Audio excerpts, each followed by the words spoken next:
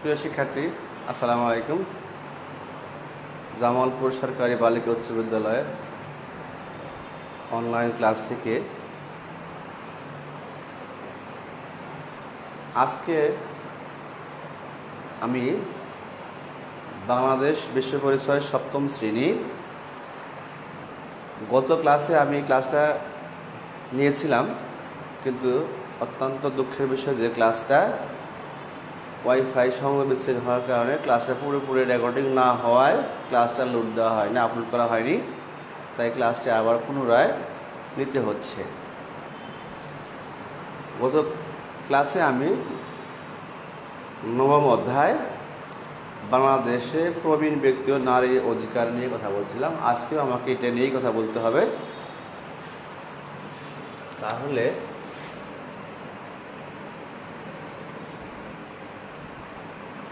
বাংলাদেশের প্রবীণ ব্যক্তি ও নারী অধিকার।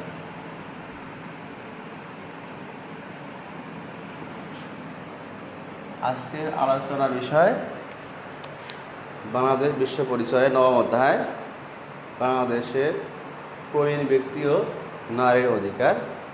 প্রথমে আমরা জানব অধিকার কি,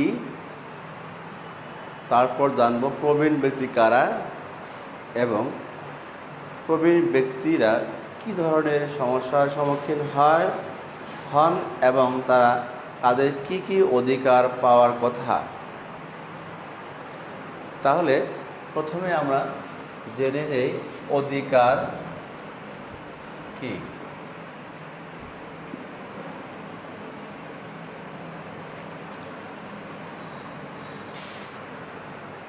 অধিকার বলতে প্রথমত মানব অধিকারকেই বোঝানো হয়ে থাকে। এখন আবার মানব অধিকার কি? মানব অধিকার মানুষের অধিকার, অর্থাৎ অধিকার হলো সমাজ ও রাষ্ট্র কর্তৃক স্বীকৃত কতগুলো সুযোগ সুবিধা যা ভোগের মাধ্যমে নাগরিক ব্যক্তিত্বের বিকাশ ঘটায় বা ঘটে। অর্থাৎ অধিকার হলো সমাজ বা রাষ্ট্র কর্তৃক স্বীকৃত কিছু সুযোগ সুবিধা যা ভোগের মাধ্যমে নাগরিকের ব্যক্তিত্বের বিকাশ ঘটে। অধিকার ব্যতীত মানুষ তার ব্যক্তিত্বকে উপলব্ধি করতে পারে না। অধিকারের মূল লক্ষ্যই ব্যক্তির ব্যক্তিত্বের বিকাশ, ব্যক্তির সার্বজনীন কল্যাণ সাধন। একজন নাগরিকের শারীরিক, মানসিক, সামাজিক ও অর্থনৈতিক অধিকার অর্থনৈতিক বিকাশের জন্য অধিকার এই সুযোগ সুবিধাগুলো ভোগের নিশ্চয়তা দেওয়া রাষ্ট্রের দায়িত্ব। অর্থাৎ একজন নাগরিক শারীরিকভাবে, মানসিকভাবে, সামাজিক ও অর্থনৈতিকভাবে পরিপূর্ণ বিকাশ লাভ করতে হলে তাকে যে সকল সুযোগ সুবিধা দেওয়া দরকার, এই সকল সুযোগ সুবিধা দেওয়া নিশ্চিত করা রাষ্ট্রের দায়িত্ব। আর রাষ্ট্র থেকে নাগরিক যে সকল সুযোগ সুবিধাগুলো ভোগ করে, এগুলোই হলো ব্যক্তির, নাগরিকের অধিকার। এগুলোকে আবার আমরা বলি মানব অধিকার। জাতিসংঘ কর্তৃক মানবাধিকার সনদ ঘোষিত হয়েছে। 1948 সালে জাতিসংঘ সর্বজনীন মানবাধিকার সনদ ঘোষণা করে সেখানে প্রত্যেক ব্যক্তির, প্রত্যেক নাগরিকের, মানুষের কি কি অধিকার থাকা দরকার, কী কী অধিকার সে পাওয়ার যোগ্য, পাবে, তা লিপিবদ্ধ আছে। তো এই হলো অধিকার। এবার আমরা জানব প্রবীণ কারা। প্রবীণ বলতে আমরা বুঝি সাধারণত 60 ঊর্ধ্ব বয়স মানুষকে। অর্থাৎ বাংলাদেশের প্রেক্ষাপটে আমরা দেখি যে সাধারণত 60 ঊর্ধ্ব বয়সের মানুষকে প্রবীণ বলা হয়। সরকারের হিসাব অনুসারে বাংলাদেশে চাকুরির অবসরের বয়সসীমা 59 বছর, কোনো কোনো ক্ষেত্রে 67-65 বছর। যেমন বিচারপতিদের অবসরের বয়সসীমা 67 বছর, বিশ্ববিদ্যালয়ের শিক্ষকদের অবসরের বয়সসীমা 65 বছর। তবে উন্নত দেশগুলোতে এই অবসরের বয়সসীমা 60 থেকে 65-এর মধ্যেই, আর 60 থেকে শুরু করে তদূর্ধ্ব বয়সের মানুষদেরকেই প্রবীণ বলা হয়, আর উন্নত দেশের এদেরকে বলা হয় সিনিয়র সিটিজেন। এটা হলো আমরা জানলাম যে চাকরি থেকে অবসরের ক্ষেত্রে। আসলে চাকরি থেকে যারা অবসর গ্রহণ করে শুধু তারাই তো প্রবীণ নয়। বাংলাদেশ কৃষি প্রধান দেশ, এদেশের অধিকাংশ মানুষই কৃষি কাজ করে জীবিকা নির্বাহ করে। তাহলে এখানেও কৃষক যারা, তাদেরও অবসরের একটা সময় থাকে, বয়স থাকে। এক্ষেত্রে হয়তো নির্দিষ্ট করে 58, 57, 59, 60 বলা নেই, কিন্তু একজন কর্মক্ষম মানুষ যতদিন পর্যন্ত সে কাজ করতে পারে, কাজ করে, সেটাই হলো তার মানে কাজের সময় বা কর্মক্ষম সময়। আর যখন সে কাজ থেকে অবসর গ্রহণ করে, অর্থাৎ কাজ আর করতে পারে না, একজন কৃষক হয়তো দেখা গেল সে 55 বছর বয়সেই সে আর কাজ করতে পারে না, সেক্ষেত্রে তার বার্ধক্যটা বা প্রবীণটা আমরা 55 পরেই গণনা করব, কারণ সে কাজ করতে অক্ষম। এক্ষেত্রে আবার আমরা প্রতিবন্ধীদেরকে টানবো না, কারণ যারা প্রতিবন্ধী, শারীরিক অক্ষম, ডিসেবল, তাদেরকে আমরা এখানে নিয়ে আসবো না। তবে আমরা সাধারণত সরকারি হিসাব অনুসারে হিসাব করব। যদিও গ্রাম্য সমাজে কৃষকদের মধ্যে অনেকেই 59 না, তারও অনেক আগেই প্রবীণদের তালিকায় চলে আসে। তো পাঠ্যপুস্তকের ভাষায় আমরা বলবো যে বাংলাদেশে 59 এবং জাতিসংঘের হিসাব অনুসারে 60 ঊর্ধ্ব বয়সের নারী পুরুষদেরকেই প্রবীণ বলা হয়। এবার জানব একজন প্রবীণ ব্যক্তি তার ব্যক্তিগত জীবনে, পারিবারিক জীবনে, সমাজ জীবনে, রাষ্ট্রীয় জীবনে কী ধরনের সমস্যার সম্মুখীন হন। প্রবীণ ব্যক্তিগুলো সাধারণত যে সকল সমস্যার সম্মুখীন হন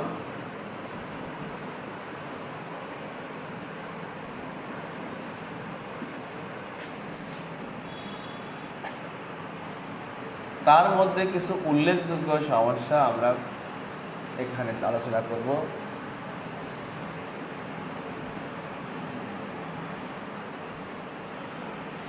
এক নম্বর, পারিবারিক।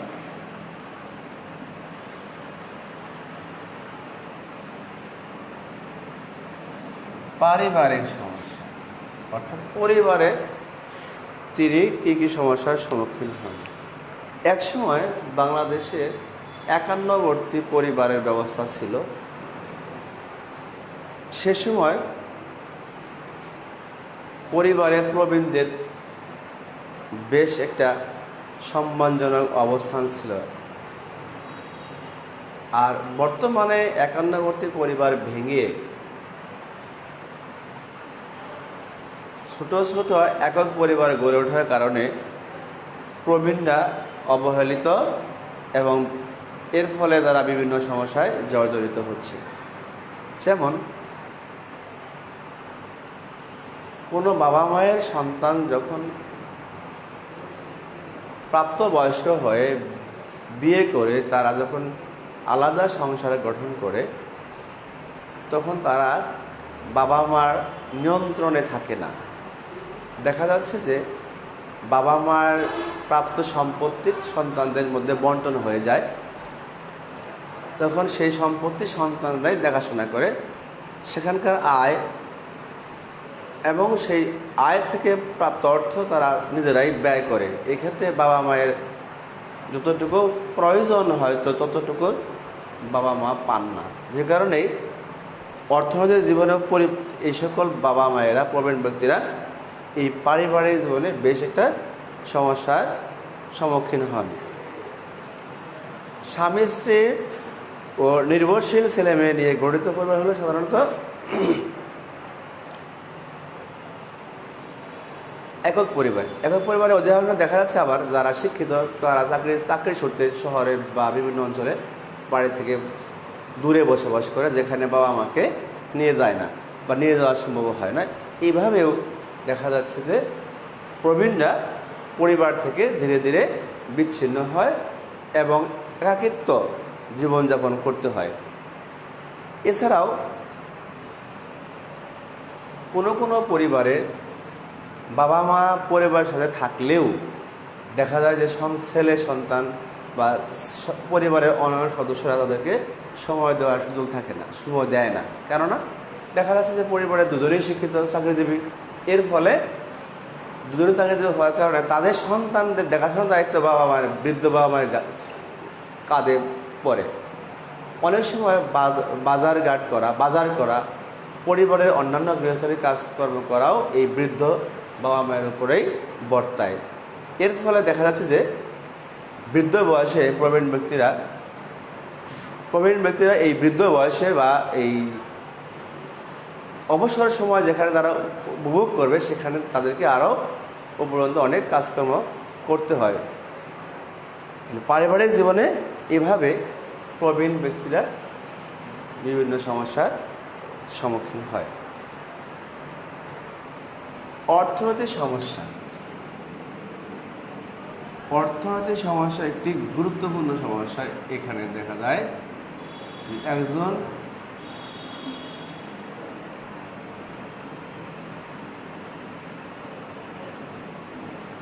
একজন কর্মজীবী মানুষ যখন বার্ধক্যে উপনীত হয় তখন তার অর্থ উপার্জনের সকল পথগুলোই বন্ধ থাকে। একজন কৃষক, একজন ব্যবসায়ী, একজন চাকরিজীবী যারা, তারা হয়তো অবসরকালীন সময়ে সরকার প্রদত্ত অবসর ভাতা পেয়ে থাকেন, কিন্তু যারা ব্যবসায়ী বা অন্যান্য পেশায় আছেন তাদের সেই পেশাগুলো তাদের কাছে থাকে না। কারণ একজন কৃষক তার সম্পদগুলো তার সন্তানদের মধ্যে বন্টন করে দেওয়ার ফলে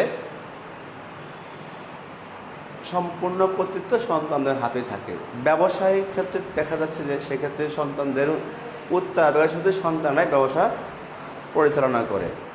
তো এক্ষেত্রে বৃদ্ধ পিতামাতাকে তাদের প্রয়োজনীয় অর্থের জন্য সন্তানদের কাছে হাত পাততে হয়। অনেক সময় তারা হীনমন্যতায় ভোগেন, অনেক সময় তারা একান্তই জরুরি প্রয়োজনে অর্থের প্রয়োজন হলেও যখন সন্তানদের কাছে চেয়েও তারা টাকা পান না, তখন তারা অত্যন্ত হীনমন্যতায় ভোগেন। আর যারা চাকরিজীবী অবসরকালীন ভাতা পান, এক্ষেত্রেও অনেক সময় দেখা যাচ্ছে যে তারা কর্মজীবনেই চাকরিকালীন অবস্থায় তাদের বিভিন্ন ব্যাংক ঋণ করে তারা বাড়ি সম্পদ বৃদ্ধি, সন্তানদের পড়ালেখা করতে গিয়ে অনেক টাকা ব্যাংক লোন করে ফেলেন। যখন তারা অবসরে যান দেখা যায় যে সেই অবসরের অনেক টাকাই সেই ব্যাংক লোন পরিশোধ করতে চলে যায়। এভাবেও একজন চাকরিজীবী বাবা মাও বৃদ্ধ বয়সে অর্থ সমস্যার সম্মুখীন হয়। তো সাধারণত দরিদ্র এবং মধ্যবিত্ত পরিবারে এই সমস্যাটা বেশি হয়।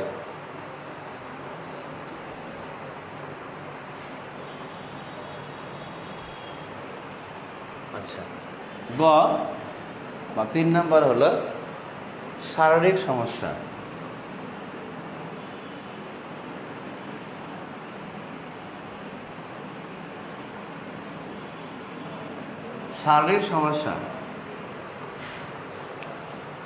প্রবীণ বয়সে মানুষের শারীরিক শক্তি কমে আসে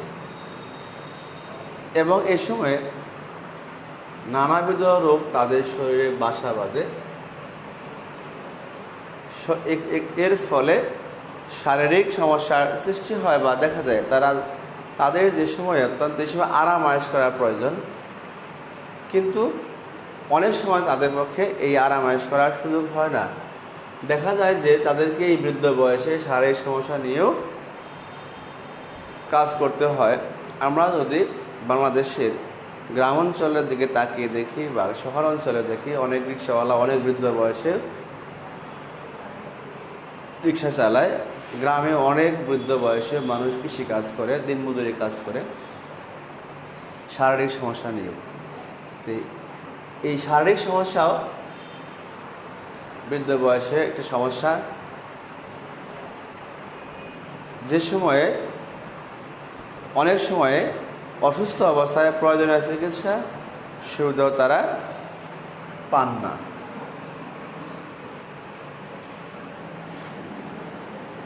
নাম্বার 4, সামাজিক ও সাংস্কৃতিক সমস্যা। সামাজিক সমস্যা কি? সামাজিকভাবে প্রবীণরা একসময়ে আজ থেকে 20-25 বছর আগের প্রবীণরা সামাজিকভাবে একটা সম্মানজনক অবস্থানে ছিল। সেই সময় প্রবীণদেরকে বেশ সম্মান করা হতো, মানুষ মান্য করতো। আর এখন বর্তমান প্রেক্ষাপটে সেই অবস্থা আর নেই। বর্তমান জেনারেশন বয়স্কদেরকে মূল্যায়ন করেন না বা করতে শিখে নাই। এর জন্য দায়ী হলো নৈতিক শিক্ষার অভাব, তারপরে ধর্মীয় শিক্ষার অভাব, সমাজের মূল্যবোধের অবক্ষয় বা অভাব, মূল্যবোধের বিপর্যয়, আত্মকেন্দ্রিক মনোভাব। বড়দের সম্মান করতে হবে। বড়রা সবসময়ই বড়, বৃদ্ধ হলেও তারা বয়সে বড়, সম্মানের পাত্র। এই শিক্ষাটা ছোটদের মধ্যে দেওয়া হয় না বলেই আজকে বৃদ্ধ বয়সে বৃদ্ধারা সন্তানদের ছেড়ে বৃদ্ধাশ্রমে গিয়ে আশ্রয় নিতে হয়। যে সন্তানকে বাবা মা এত কষ্ট করে শিক্ষা দীক্ষায় বড় করে লালন পালন করে, আর সেই সন্তানেরাই বৃদ্ধ বয়সে বাবা মাকে বৃদ্ধাশ্রমে নিয়ে রেখে আসে। তাহলে এই যে সমাজের মূল্যবোধের বিপর্যয় এবং নৈতিক শিক্ষার অভাব, সর্বোপরি আত্মকেন্দ্রিক মনোভাব, এটাই হলো প্রধান দায়ী। তাই প্রত্যেকটা পরিবারের সন্তানদের মধ্যে সামাজিক মূল্যবোধ গড়ে তুলতে হবে, নৈতিক শিক্ষায়, বিশেষ করে ধর্মীয় শিক্ষায় শিক্ষিত করে গড়ে তুলতে হবে। তারপরে মনস্তাত্ত্বিক সমস্যা। মনস্তাত্ত্বিক সমস্যা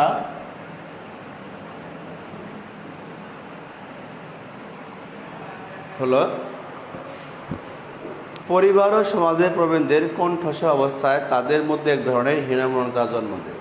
যখন একজন বৃদ্ধ বাবা মা পরিবারে তার কোনো কথা খাটে না, তার কোনো কর্তৃত্ব চলে না, তার প্রাপ্য প্রয়োজনীয়তা পূরণ হয় না, তখন স্বাভাবিকভাবেই সে হীনমন্যতায় ভোগে এবং হতাশায় ভোগে। এর ফলে তার মধ্যে বিভিন্ন ধরনের মানসিক চাপ সৃষ্টি হয়। এর ফলেও কোনো সময় দেখা যায় যে বৃদ্ধ বয়সে স্মৃতিভ্রম ইত্যাদি সমস্যা দেখা দেয়। এই হলো একজন প্রবীণ ব্যক্তির সামাজিক জীবনের, পারিবারিক জীবনের যে সমস্যাগুলো। এছাড়াও বাস্তব জীবনে আমরা দেখব যে আরও অনেক ধরনের সমস্যা তাদের হয়ে থাকে। এবার আমরা এই সমস্যার পাশাপাশি একজন প্রবীণ ব্যক্তি সমাজ, রাষ্ট্র, পরিবার থেকে কী ধরনের সুযোগ সুবিধা পাওয়ার অধিকার রাখে, তারা আদৌ পায় কিনা সে বিষয়ে আমরা দেখব। একজন প্রবীণ ব্যক্তির যে সকল অধিকারগুলো পাওয়া দরকার বা পাওয়া উচিত, তার মধ্যে প্রথমেই রয়েছে মৌলিক চাহিদা পূরণ, যেটা বলি আমরা, পর্যাপ্ত খাদ্য, পানীয়, আশ্রয়, পরিধেয় বস্ত্র, স্বাস্থ্যসেবা ইত্যাদি। এরপরে কাজ করার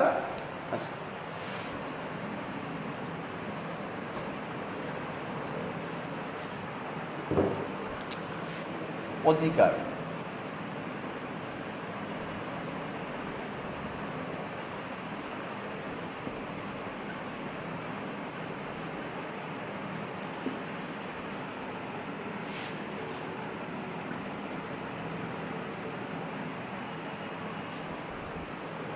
অধিকার সমূহ।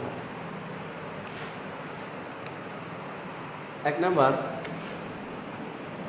মৌলিক চাহিদা পূরণ করার অধিকার। কাজ করার অথবা কোনো কাজ থেকে বা কোনোভাবে অন্য কোনো পেশায় নিয়োজিত হয়ে অর্থ উপার্জন করার অধিকার থাকতে হবে। এবং প্রবীণ ব্যক্তি যদি তার ইচ্ছা থাকে সে কোনো কাজ করবে, তাহলে সেই কাজ করে অর্থ উপার্জন করার অধিকার তাকে দিতে হবে।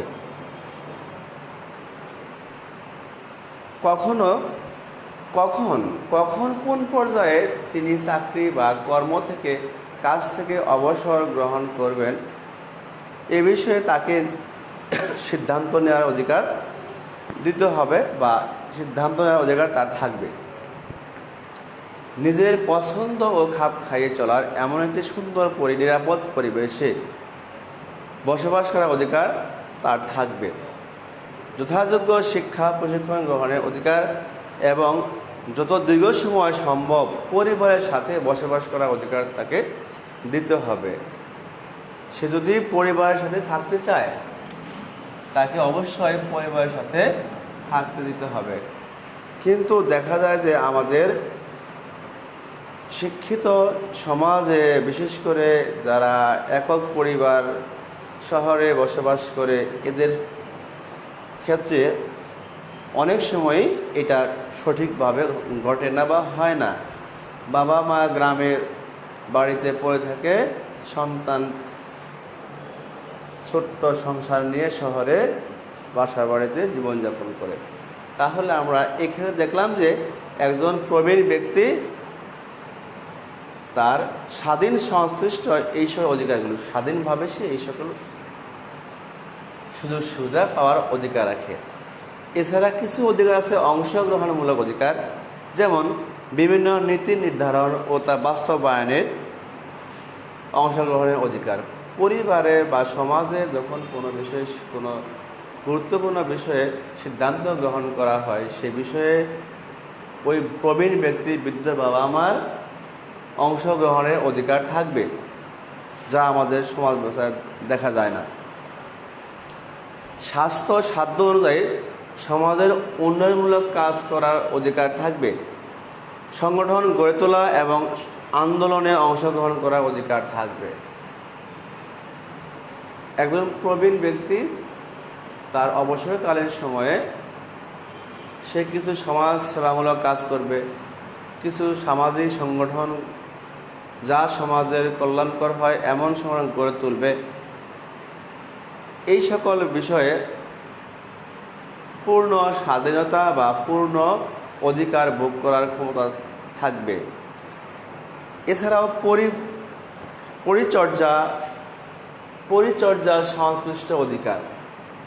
এখানে রয়েছে পরিবার ও সমাজের সেবা যত্ন রক্ষণাবেক্ষণের সুবিধা পাওয়ার অধিকার, দৈহিক মানসিক আবেগীয় ক্ষেত্রে স্বাস্থ্যসেবা পাওয়ার অধিকার, নিজস্ব স্বকীয়তা রক্ষণাবেক্ষণ সেবা যত্নের নিশ্চয়তা বিধানে সামাজিক ও আইনগত অধিকার থাকবে। মানবীয় এবং নিরাপত্তামূলক পরিবেশে থাকা, পুনর্বাসন এবং সামাজিক ও মানসিক আনন্দ প্রকাশ করার পর্যায়ে সেবা যত্নের ব্যবহার পাওয়ার অধিকার। যারা আশ্রয় পরিচর্যা বা চিকিৎসা কেন্দ্রে থাকে তা সেক্ষেত্রে সেখানে থাকাকালীন তাদের মর্যাদা বিশ্বাস ও শ্রদ্ধাসহ মানবাধিকার ও মৌলিক স্বাধীনতা ভোগের অধিকার থাকবে। কোনোভাবেই যেন আশ্রয় কেন্দ্রে তাদের এ সকল সুযোগ সুবিধা লঙ্ঘিত না হয় সেদিকে দৃষ্টি রাখতে হবে। এছাড়া প্রবীণ ব্যক্তিদের কল্যাণে কিছু সংস্থা বা সংগঠন রয়েছে যারা কাজ করে।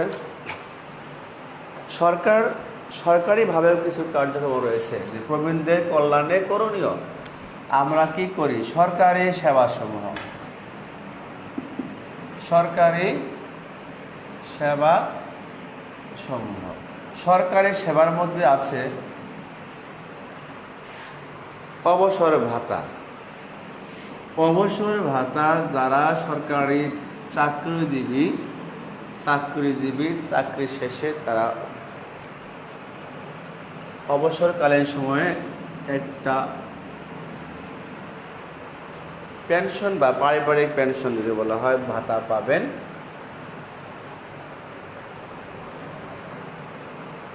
এটি দীর্ঘমেয়াদী প্রক্রিয়া। একজন অবসরপ্রাপ্ত চাকরিজীবী তিনি তার মৃত্যু পর্যন্ত এই সুবিধা পাবেন। এছাড়াও এখন যারা চাকরি করে তারা অবসরকালীন সুবিধা পান, কিন্তু যারা চাকরি করে না সেক্ষেত্রে সরকারের করণীয় হলো সরকারের ক্ষেত্রে বয়স্ক ভাতা ব্যবস্থা করেছেন, যে সরকারি চাকরিজীবী অবসরকালীন সময় পাবেন অবসর ভাতা। যারা চাকরি করেন না অন্যান্য পেশায় দরিদ্র প্রবীণ ব্যক্তি তাদের জন্য সরকার বয়স্ক ভাতা ব্যবস্থা করেছেন। এক্ষেত্রে সর্বনিম্ন বয়স 57 বছর, অর্থাৎ 57 বছর বয়স থেকে তদূর্ধ্ব প্রবীণ ব্যক্তিরা বয়স্ক ভাতা প্রাপ্ত হবেন। এক্ষেত্রে নারী পুরুষের সমান, অর্থাৎ 10 জন ব্যক্তি যদি বয়স্ক ভাতা পান সেক্ষেত্রে 5 জন নারী এবং 5 জন পুরুষ এই ভাতা পাওয়ার সুবিধা ভোগ করতে পারবে। এছাড়া নারীদের জন্য বিশেষ করে বিধবা এবং স্বামী পরিত্যক্তা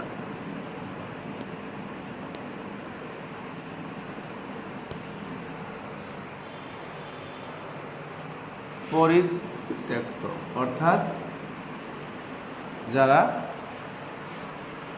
বিধবা নারী তাদের স্বামী জীবিত নেই, এমন যারা দরিদ্র বিধবা নারী আছেন তাদেরকে আর স্বামী পরিত্যক্ত বলতে বোঝাচ্ছে যাদের হাজব্যান্ডের সাথে ডিভোর্স হয়ে গেছে, স্বামী থেকে তারা বিচ্ছিন্ন আইনগতভাবে, এই সকল নারীদেরকে সরকার বিধবা ভাতা ও স্বামী পরিত্যক্ত ভাতার ব্যবস্থা, মানে দুস্থ মহিলাদের জন্য এই কিছু ব্যবস্থা করেছেন সরকারিভাবে। সাধারণত আমরা দেখি যে এই এতটুকুই ব্যবস্থা রয়েছে। এছাড়াও বিজিবি বিভিন্ন ধরনের সেবামূলক কাজ করে, যেমন বিভিন্ন ধরনের চাল গমের মাধ্যমে বিজিবি কার্ড, বিভিন্ন দুর্যোগের সময় সরকারি ত্রাণ তহবিল থেকে বিভিন্ন সহযোগিতা করে থাকেন। বেসরকারিভাবে কী করণীয়? তাহলে বেসরকারি সেবাসমূহ, বেসরকারি সেবাসমূহের মধ্যে রয়েছে প্রবীণ হিতৈষী সংঘ ও জরা বিজ্ঞান প্রতিষ্ঠান। এটি সম্পূর্ণই বেসরকারিভাবে প্রতিষ্ঠিত, আর এই প্রতিষ্ঠানের কাজ হলো প্রবীণ ব্যক্তিদের স্বাস্থ্য সেবা, পুনর্বাসন এবং চিত্ত বিনোদনের ও ধর্মীয় অনুষ্ঠান উদযাপনের ব্যবস্থা করা। বাংলাদেশের অবসরপ্রাপ্ত সরকারি কল্যাণ সমিতি রয়েছে। এই সমিতি প্রবীণদের স্বাস্থ্য শিক্ষা অনুদান সহ বিনামূল্যে ঋণ প্রদান করে থাকে। বাংলাদেশে মহিলা সংস্থা সংঘ, রোটারি ক্লাব, মা ও শিশু নিবাস, বৃদ্ধ নিবাস এবং ঝরাপাতা নামেও বেসরকারি সংগঠন রয়েছে যারা এই প্রবীণদেরকে সেবা দিয়ে থাকে। তাহলে আমরা আজকে প্রবীণ ব্যক্তি সম্পর্কে, প্রবীণ ব্যক্তিদের সমস্যা, অধিকার এবং রাষ্ট্র ও বেসরকারি সংস্থা দ্বারা তারা কতটুকু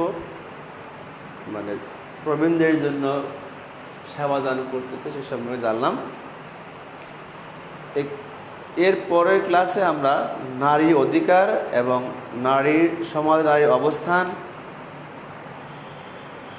বাংলাদেশের সমাজে নারীর অবস্থান অধিকার নিয়ে এবং নারীর গুরুত্ব নিয়ে আলোচনা করব। তাহলে আজকের আলোচনার বিষয় ছিল বাংলাদেশে প্রবীণ ব্যক্তি ও নারীর অধিকার। তার অধিকার কি, প্রবীণ ব্যক্তি কারা, প্রবীণ ব্যক্তিগণ পরিবার থেকে শুরু করে সমাজ জীবনে কী ধরনের সমস্যার সম্মুখীন হন এবং তারা কি কি অধিকার পাওয়ার যোগ্য বা পাচ্ছে কিনা এ সম্পর্কে আমরা জানলাম। এই বিষয়ে আমি একটা সৃজনশীল প্রশ্ন দিব, তোমরা এই প্রশ্নটা উত্তর তৈরি করবে। আশা করি যদি পরীক্ষা হয় তাহলে এগুলো কাজে লাগবে।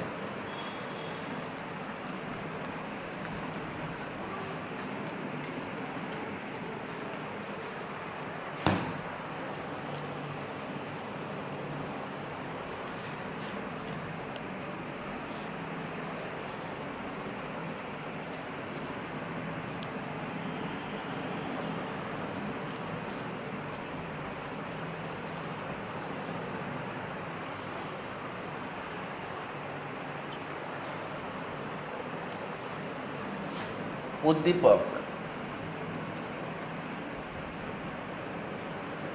মিস্টার ক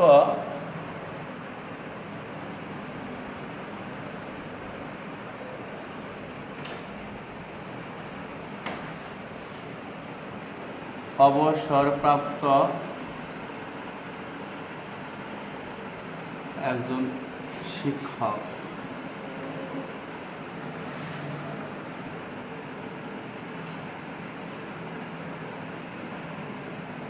তিনি 5 বছর যাবৎ শিক্ষকতা থেকে অবসর নিয়েছেন।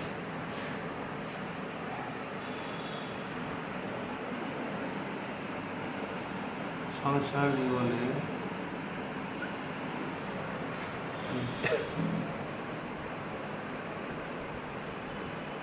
দুই ছেলে ও এক মেয়ে,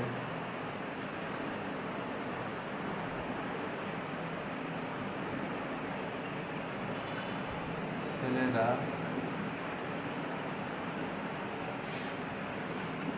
ছেলে ও মেয়ে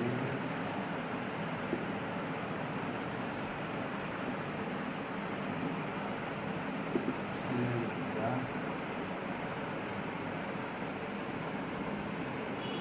শিক্ষিত হয়ে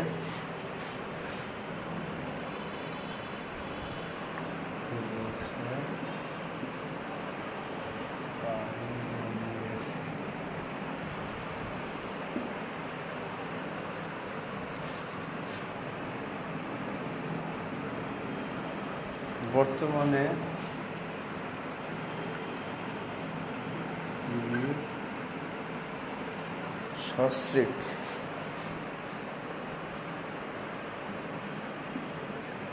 ছোট একটি ভাড়া বাসায় থাকে।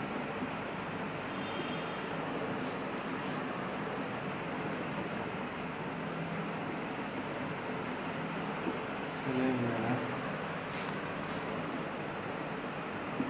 তার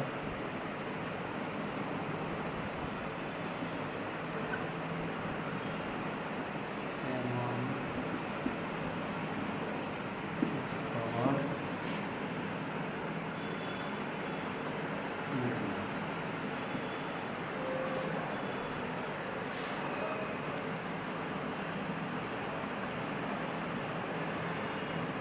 পেনশনের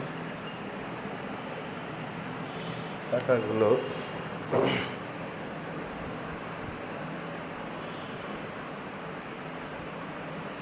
ব্যাংক লোন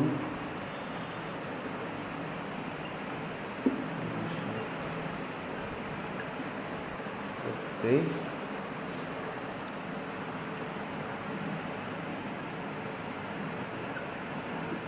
শেষ হয়েছে। এখন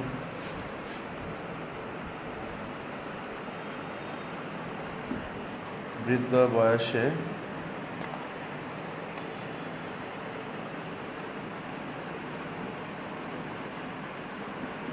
খুব কষ্টে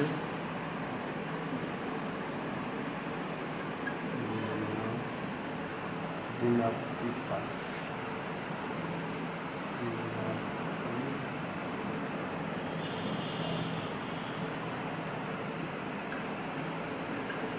করতে হচ্ছে।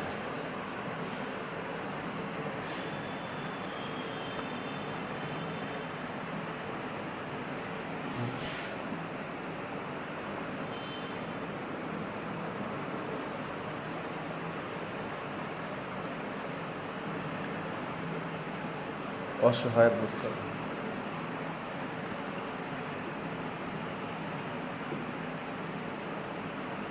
তাহলে উদ্দীপক হলো মিস্টার ক অবসরপ্রাপ্ত একজন শিক্ষক। তিনি 5 বছর যাবৎ শিক্ষকতা থেকে অবসর নিয়েছেন। সংসার জীবনে তিনি 2 ছেলে ও 1 মেয়ে ছিল। ছেলে মেয়ে উচ্চশিক্ষিত হয়ে বিদেশে পাড়ি জমিয়েছে। বর্তমানে তিনি সস্ত্রীক ছোট একটি ভাড়া বাসায় থাকেন। ছেলে মেয়ে তার তেমন খোঁজ খবর নেয় না। পেনশনের টাকাগুলো ব্যাংক লোন পরিশোধ করতেই শেষ হয়েছে। এখন বৃদ্ধ বয়সে খুব কষ্টে দিনাবতী করতে হচ্ছে। তারা দুজন খুব অসহায় বোধ করেন। প্রশ্ন হলো ক, বিচারপতিদের অবসরের বয়স সীমা কত?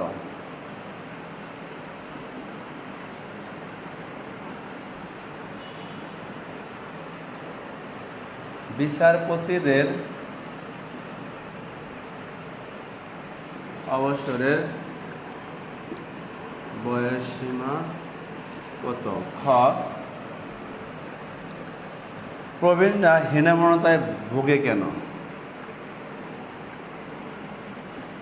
প্রবীণরা হীনমন্যতায় ভোগে কেন? গ, উদ্দীপকে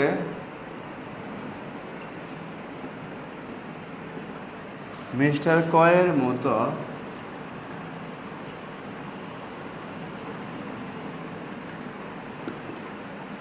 নাগরিকরা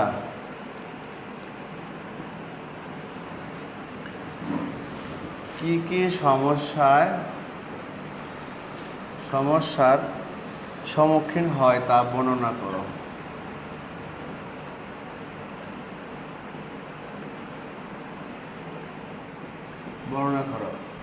গ, মিস্টার কয়ের ন্যায় ব্যক্তিদের কল্যাণে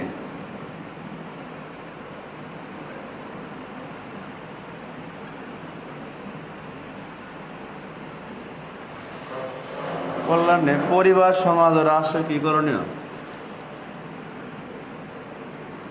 পরিবার, সমাজ, রাষ্ট্রের কি করণীয় তা বিশ্লেষণ করো।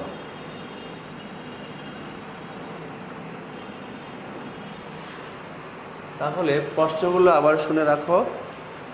বিচারপতিদের অবসরের বয়সসীমা কত? খ, প্রবীণরা হীনমন্যতায় ভোগে কেন? গ, উদ্দীপকে মিস্টার কয়ের মতো নাগরিকরা কি কি সমস্যার সম্মুখীন হয় তা বর্ণনা করো।